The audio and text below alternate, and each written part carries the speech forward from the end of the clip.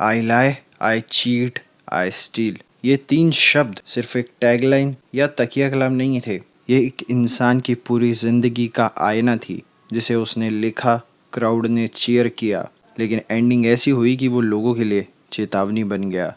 AD गरेरो। ये कहानी एक ऐसे रेसलर की है जो रियल अंडरडॉग था। बहुत कोशिश के बाद जब वो पहली बार WWE चैंपियन बना, वो फैंस के सामने अपने इमोशंस तक को रोक नहीं पाया। उस दिन दुनिया ने सोचा कि ये एक फेरी टेल है, एक छोटे से मैक्सिकन रेसलर का जो पहले रोड्स पे सोया, जेल गया, अपनी फैमिली खोकर भी वो वर्ल्ड की सबसे बड़ी रेसलिंग कंपनी का चैंपियन बन गया। लेकिन फेरी टेल की भी एक डार्क साइड होती है, और वही डार्क साइड एक झटके में सब खत्म कर गया। ये कहानी है एक जीनियस की जिसने अपनी सबसे बड़ी कमजोरी को अपना सबसे बड़ा हथियार बनाया। पर ये चीज़ आगे चल के कितनी डेंजरस होने वाली थी किसी को नहीं पता था। कानों में ईयरफोन डाल लो, बताता हूँ एक ऐसे रेसलर की कहानी जो काफ़ी कम लोगों को पता है, पर ये रेसलर बाकी लेजेंड से कम नहीं था।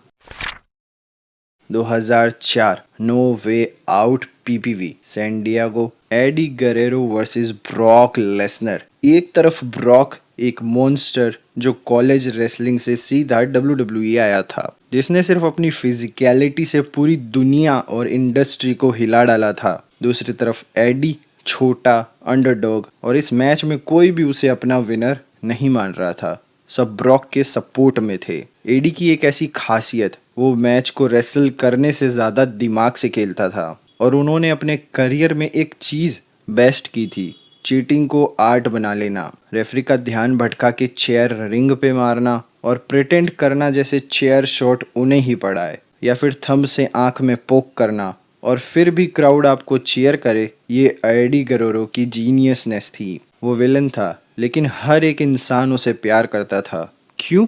क्योंकि वो अंडरडॉग था, क्योंकि हर मूव के पीछे एक कहानी थी। मैं छोटा हूँ, मैं डिसएडवांटेज में हूँ, इसीलिए मैं चीट करता हूँ और मैं इसे हाइड भी नहीं करता। आई लाई, आई चीट, आई स्टील। ये सिर्फ एक प्रोमो लाइन नहीं थी, इसे एडी ने अपनी पहचान बना ली थी। अपनी सबसे बड़ी वीकनेस को ओपनली एक्सेप्ट किया था। और फिर वो रात आई, no way out 2004। Brock Lesnar ने एडी को लिटरली तोड़ा, फिजिकली पूरे मैच में डोमिनेट किया, लेकिन एडी ने अपनी ट्यूनिंग से, अपनी रिंग स्मार्टनेस से, एक लो ब्लो और एक फ्रॉग स्प्लैश से ब्रॉक को पिन कर दिया। जब रेफरी ने 3 काउंट किया, एडी जमीन पे बैठ गया और रोने लगा। ये एक्टिंग नहीं थी, ये 20 साल का सफर था जो सिर्फ एक पल में उनके सामने था। क्योंकि एडी का करियर कोई कल ही शुरू नहीं हुआ था। उनके पापा गौरी गरेरो मैक्सिको के लेजेंडरी रेसलर थे। एडी अपने भाइयों के साए में बड़ा हुआ, चाहे वो सीनियर, मेंडो, हेक्टर, सब रेसलर।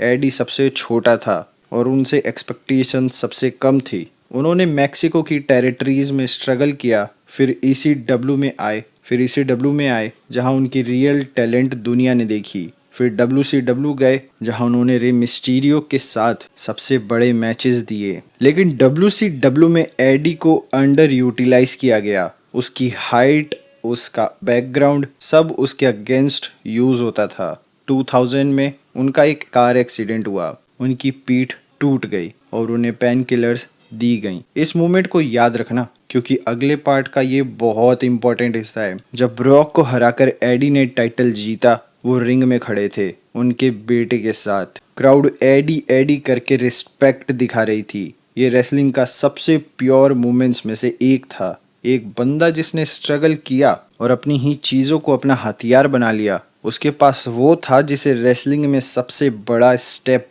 अचीवमेंट माना जाता था। ये था एडी का पीक। ये था वो मोमेंट जहां उसकी कहानी लाई, चीट, स्टिल सबसे ज़्यादा ब्यूटीफुल लग रही थी। क्योंकि हम सब जानते थे कि ये कैरेक्टर है, और सब जानते थे कि रियल लाइफ में एडी वार्म, फनी और एक जेन्युइन इंसान था। लेकिन जो हम नहीं जानते थे वो ये था कि जिस चीट कैरेक्टर ने उसे पीक तक पहुंचाया, उसके पीछे एक रियल पर्सनल बैटल चल रही थी। एक बैटल जो कैरेक्टर से बहुत ज़्यादा डेंजरस।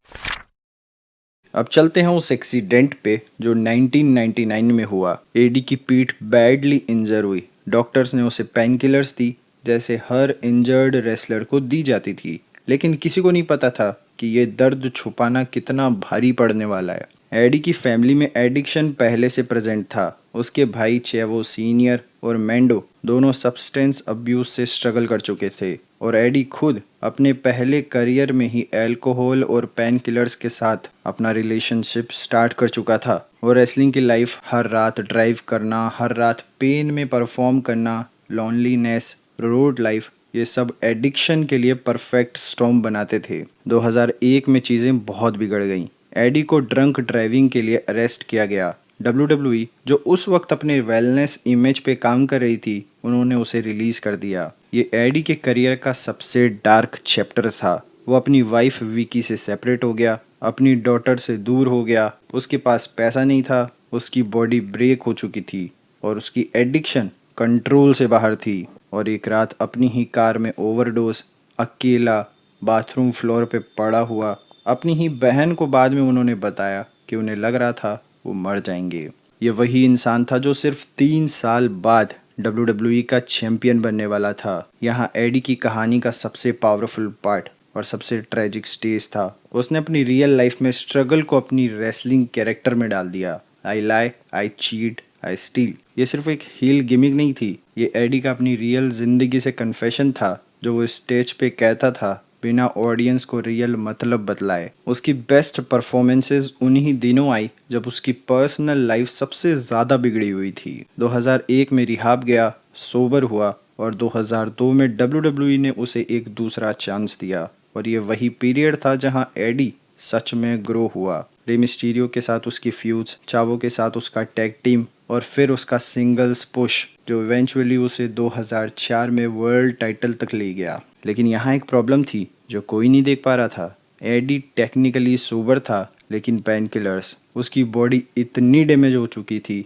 सालों की रेसलिंग से, इंजरीज से, कि वो फिर से प्रिस्क्रिप्शन ड्रग्स पे डिपेंडेड हो गया। और इस बार ये ज़्यादा क्वाइट था, कम ऑब्वियस। वो अपनी एडिक्शन को इतनी अच्छी तरह हाइड कर रहा था जैसे वो रिंग में अपने चीट्स हाइड करता था। 2005 में एडी का एक स्कैरी हार्ट रिलेटेड एपिसोड हुआ। बैकस्टेज एक मैच के बाद वो कोलैप्स हो गया। डॉक्टर्स ने वार्न किया कि उसका हार्ट सालों के सब्सटेंस अब्यूज़ की वजह से सीरियसली कॉम्प्रोमाइज्ड हो चुका है। लेकिन एडी परफॉर्म करता रहा क्योंकि जिस चीज़ के लिए एडी ने ये सब किया वो उन्हें मिल रहा था, फेम, रिस्पेक्ट और स्पॉटलाइट। तो इसे वो कैसे छोड़ सकते थे। उनके क्लोज दोस्त और colleagues Chris बेनवॉट, Rey Mysterio AD के दुनिया से जाने से पहले उन्होंने देखा कि एडी थोड़ा अलग अलग रहता था, थोड़ा टायर्ड, थोड़ा डिस्टेंट। लेकिन कोई नहीं जानता था ये चीज़ कितनी सीरियस होने वाली है। उनकी कहानी के ये कुछ पिछले साल ये कोई गलती नहीं थे, ये जीनियस और सेल्फ डिस्ट्रक्शन की साइकिल थी। जहाँ वही चीज़ें जो एडी को दुनिया का सबसे लव्ड परफॉर्मर बनाती थी, वही चीज़ें उसे अंदर से खोखला कर रही थी। 13 नवंबर 2005 एडी गेरेरो अपने मिनिएपोलिस होटल रूम में अकेले पाया गया, हार्ट फेलियर, सिर्फ 38 की एज में। उस रात WWE ने अपना लाइव शो कैंसिल नहीं किया बल्कि उसे एक ट्रिब्यूट शो में बदल दिया। रे मिस्टीरियो, उसका सबसे क्लोज दोस्त और इन रिंग पार्टनर, रिंग में आया और ब्रेक डाउन हो गया पूरी दुनिया के सामने। क्रिस बेनोट जो खुद कुछ साल बाद एक और ट्रेजिक चैप्टर का हिस्सा बना, जिसके ऊपर लॉन्ग वीडियो बनाई हुई है, देख लेना, वो भी रिंग में खड़ा था अपने दोस्त को याद करते हुए, बिना जाने कि उनके साथ भी कुछ ऐसा ही होने वाला है। पर और ज़्यादा दर्दनाक, पूरी रेसलिंग इंडस्ट्री रुक गई क्योंकि एडी सिर्फ एक रेसलर नहीं था, वो हर लॉकर रूम का फेवरेट था। हर कोई जो उससे मिला उनका बस यही कहना था, एडी दुनिया का सबसे वार्म, सबसे फनी, सबसे जेन्युइन इंसान था। उसका रिंग कैरेक्टर लाई, चीट, स्टील था, लेकिन रियल जिंदगी में वो अपने दोस्तों के लिए कुछ भी कर सकता था। उनकी लेगेसी को 2 तरह से देखा जा सकता है। पहला, इन रिंग लेगेसी। एडी को आज भी कंसीडर किया जाता है हिस्ट्री के सबसे टेक्निकली गिफ्टेड रेसलर में से एक में। उसके मैचेस रे मिस्टीरियो के साथ, उसकी स्टोरी टेलिंग एबिलिटी, उसकी रिंग साइकोलॉजी, ये आज भी रेसलिंग स्कूल्स में पढ़ाए जाते हैं। WWE हॉल ऑफ फेम में 2006 में ही उसे इंडक्ट कर दिया गया, उनके जाने के 1 साल बाद ही। दूसरा, और ये ज़्यादा इम्पोर्टेंट है, एडी की डेथ ने WWE को फोर्स किया अपनी वेलनेस पॉलिसी को दोबारा देखने के लिए। उसकी डेथ और उसके बाद क्रिस बेनोट की ट्रेजेडी ने इन दोनों ने WWE के ड्रग टेस्टिंग पॉलिसीज को फंडामेंटली बदल दिया। आज जो भी वेलनेस सिस्टम WWE में है उसकी जड़ें कहीं ना कहीं एडी की कहानी से जुड़ी हैं और यही एडी की असली लेगेसी है। एक ऐसा इंसान जिसने अपनी सबसे बड़ी वीकनेस को दुनिया के सामने एक कैरेक्टर बना के पेश किया। आई लाई, आई चीट, आई स्टील। लेकिन रियल जिंदगी में वो रे मिस्टीरियो रिंग में आता है, जब कोई भी रेसलर अपनी अंडरडॉग स्टोरी सुनाता है, एडी का नाम कहीं ना कहीं गूंज ही जाता है।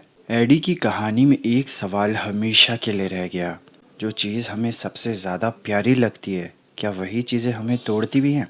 एडी का चार्म उसकी ऑनेस्टी थी, लेकिन जो चीज़ें वो सच में छुपा रहा था वो था उसका पेन, एडिक्शन, स्ट्रगल, और वही चीज़ें उसे ले गई। उसकी कहानी सिर्फ एक रेसलिंग लेजेंड की नहीं है, ये एक इंसान की कहानी है जिसने अपने डीमंस के साथ फाइट की, कभी जीता कभी हारा, और एंड में पूरी दुनिया को सिखा गया कि जीनियस और पेन कभी कभी एक ही जगह से आते हैं। अगर ये वीडियो अच्छी लगी हो तो लाइक, शेयर, हाइप, सब्सक्राइब सब कर देना। जल्दी मिलेंगे नए टॉपिक के साथ।